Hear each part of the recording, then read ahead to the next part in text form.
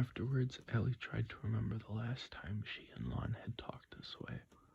Although he listened well and they seldom argued, he was not the type of man to talk like this. Like her father, he wasn't comfortable sharing feelings. She tried to explain that she needed to be closer to him, but it never seemed to make a difference. Sitting here now, she realized what she'd been missing. The sky grew darker and the moon rose higher as the evening wore on, and without either of them being conscious of it, they began to regain the intimacy, the bond of familiarity they had once shared. They finished dinner, both pleased with the meal, neither talking much now. Noah looked at his watch and saw that it was getting late. The stars were out in full, the crickets a little quieter. He had enjoyed talking to Allie and wondered what she thought about his life, hoping it would somehow make a difference if it could. He got up and refilled the kettle.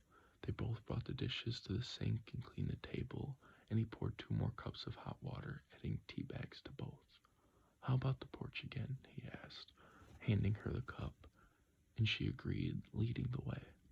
He grabbed a quilt for her in case she got cold, and soon they had taken their places again, the quilt over her legs, rockers moving. Noah watched her from the corner of his eye. God, she's beautiful, he thought, and inside he ached, for something had happened during dinner. Quite simply, he had fallen in love again. He knew that now as they sat next to one another, fallen in love with a new Allie, not just her memory. But then he had never really stopped, and this, he realized, was his destiny. "It's been quite a night," he said, his voice softer now. "Yes, it has," she said. "A wonderful night." Noah glanced up at the stars, their twinkling lights reminding him that she would be leaving soon.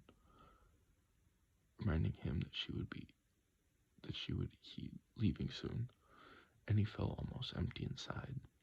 This was a night he wanted never to end. How should he tell her?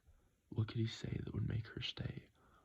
He didn't know, and thus the decision was made to say nothing, and he realized that he had failed. The rockers moved in quiet rhythm. "Talk to me," she finally said, her voice sensual, or was his mind playing tricks? "What should I say?" "Talk like you did to me under the oak tree." And he did, reciting distant passages, toasting the night. Whitman and Thomas, because he loved the images, Tennyson and Browning, because their themes felt so familiar. She rested her head against the back of the rocker, closing her eyes. It wasn't just the poems or his voice that did it. It was all of it, the whole greater than the sum of the parts. She didn't try to break it down, didn't want to, because it wasn't meant to listen to that way. Poetry, she thought, wasn't written to be analyzed. It was meant to inspire without reason, to touch without understanding. They rocked for a while, drinking tea, sitting quietly, drifting in their thoughts. The compulsion that had driven her here was gone now. She was glad of this, but she worried about the feelings that had taken its place, the stirrings that had begun to sift and swirl in her pores like gold dust in river pans. She'd tried to deny them, hide from them, but now she realized that she didn't want them to stop. Lon could not evoke these feelings in her. He never had, and probably never would. Maybe that was why she had never been to bed with him.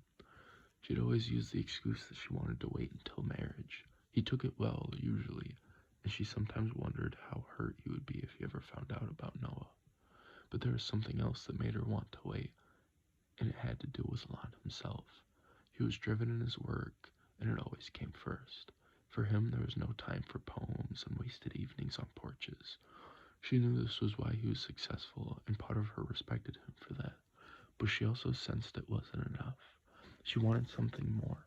Passion and romance, perhaps, or quiet conversations in candlelit rooms, or perhaps something as simple as not being second. Noah, too, was sifting through his thoughts. As he rocked, he remembered the thousands of empty nights he had spent since they'd last seen each other. Seeing her again brought all those feelings to the surface, and he found it impossible to press them back down. He knew then he wanted to make love to her again, and have her love in return. It was what he needed most in the world, but he also realized it could never be now that she was engaged. Allie knew by his silence that he was thinking about her and found that she reveled in it. She thought about their conversation at dinner and wondered about loneliness. For some reason, she couldn't picture him reading poetry to someone else or even sharing his dreams with another woman. He didn't seem the type. Either that or she didn't want to believe it.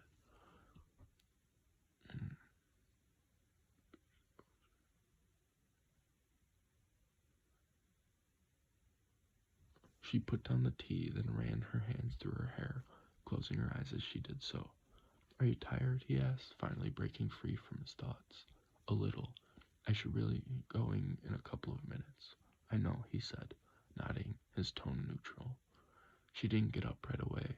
Instead, she picked up the cup and drank the last swallow of tea, feeling it warm in her throat. She took the evening in, moon higher now, temperature dropping. She looked at Noah. A scar was visible on the side of his face that hadn't been there before. She wondered if it had happened during the war. He had mentioned it, and he hadn't mentioned it, and she hadn't asked, mostly because she didn't want to imagine him being hurt. "I should go," she finally said, handing the quilt back to him. Noah nodded, then stood without a word. He carried the quilt, and the two of them walked to the car while fallen leaves crunched beneath their feet. She stopped to take off the shirt he lent her as he opened the door, but he stopped her. "Keep it," he said. "I want you to have it." She didn't ask why, because she wanted to keep it too. She readjusted it and crossed her arms afterwards to ward off the chill. For some reason, as she stood there, she was reminded of standing on her front porch. She was reminded of standing on her front porch after a high school dance, waiting for a kiss. "I had a great time tonight," he said. "Thank you for finding me." "I did too," she answered. He summoned his courage. "Will I see you tomorrow?" A simple question. She knew that what the answer should be. "I don't think we should," was all she had to say, and would end right here and now. But for a second, the demon of choice confronted her, teased her, challenged her. Why couldn't she say it? As she looked in his eyes to find the answer she needed, she saw the man she'd once fallen in love with, and suddenly it all came clear. "I'd like that." Noah was surprised.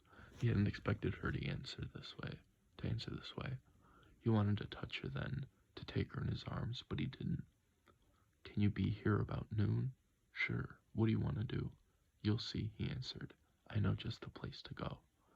"Have I ever been there before?" "No, but it's a special place. You'll love it." She moved away before he could attempt to kiss. She didn't know if he would try, but knew for some reason that if he did, she would have a hard time stopping him. She slid behind the wheel, breathing a sigh of relief. He shut the door for her, and she started the engine. As the car idled, she rolled down the window just a hit. "See you tomorrow," she said, her eyes reflecting the moonlight. Noah waved back. Noah waved as she turned the car around and then drove up the lane, heading out towards town. He watched until the lights vanished behind far oak trees and the engine noise was gone. Clem wandered up to him, and he squatted down to pet her, paying special attention to her neck, scratching the spot she couldn't reach anymore. Then they returned to the back porch side by side. He sat in the rocker again, trying once more to fathom the evening that had just passed, replaying it, running it in slow motion. "She's engaged," he finally whispered, and then was silent for hours, his rocker making the only noise. The night was quiet, with little activity except for Clem, who checked on him occasionally as if to ask, "Are you all right?" And sometime after midnight on that clear October evening, Noah was overcome with longing, and if anyone had seen him, they would have seen what looked like an old man, someone who'd aged a lifetime in just a couple of hours. Someone bent over in his rocker with his face in his hands and tears in his eyes. He didn't know how to stop them. Chapter 4. Phone Calls. Lon hung up the phone. He had called at 7, then at 8:30, and now he checked his watch again. 9:45. Where was she? He knew she was where she had said she would he because he had spoken to the manager. Yes, she had checked in, and he had last seen her around 6, going to dinner, he thought. No, he hadn't seen her since. Lon shook his head and leaned back in his chair. He was the last one in the office as usual. That was normal with an ongoing trial, even if the trial was going well. Law was his passion, and the late hours alone gave him the opportunity to catch up on his work without interruption. He knew he would win the case because he mastered the law and charmed the jury. He always did, and losses were infrequent now. Part of it came from being able to select the cases he had the expertise to win. Only a select few lawyers in the city had that kind of stature, and his earnings reflected it. But most of his success came from hard work. He had always paid attention to details, especially when he'd begun his practice. Little things, obscure things, and it had become a habit now. And now a little detail bothered him. Not about the case, that was fine, it was something else. Something about Allie, but damn, he couldn't put his finger on it. Sometime after her call, maybe an hour or so, something clicked in his mind. The little detail. Detail. Something insignificant? Something important?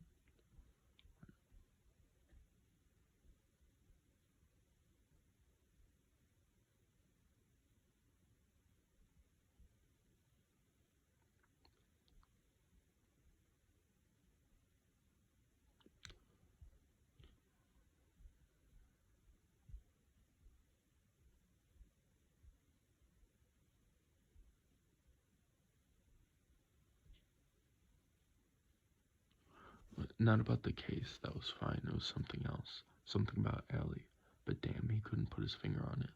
Some time after the call, maybe an hour or so, something clicked in his mind. The little detail. Detail. Something insignificant. Something important. Think. Damn, what was it? His mind clicked. Something. Something. Something said? Something had been said. Something had been said? Yes, that was it. Mind clicked. Something had been said? Yes, that was it. But what was it? Had Allie said anything on the phone? That had been when it started, and he ran through the conversation again. What had she said? Her trip was good, she had checked in, had done some shopping, left her number, that's about all. He thought about her then. He loved her. He was for sure of that. Not only was she beautiful and charming, but she'd become his source of stability and best friend as well. After a hard day at work, she was the first person he would call. She would listen to him, laugh at the right moments, and had a sixth sense about what he needed to hear. He knew he should spend more time with her, but practicing law made limiting his hours impossible. She'd always understood, but still he cursed himself for not making the time. Once he was married, he'd shorten his hours, he promised himself. He'd have his secretary check his schedule to make sure he wasn't overextending himself. Check? His mind clicked. Another notch. Check. Checking in? He looked into the ceiling. Checking in? Yes, that was it. He closed his eyes and thought for a second. What then? Come on, don't fail now. Think, damn it, think. New burn. Thought popped into his head. Yes, new burn. That was it. The little detail, or part of it. What else, though? New burn, he thought again. And he knew the name. Knew the town a little, mainly from a few trials he had been in. Stopped there a few times on the way to the coast. Nothing special. He and Ellie had never been there together. But Ellie had been there before. And the rag tightened its grip.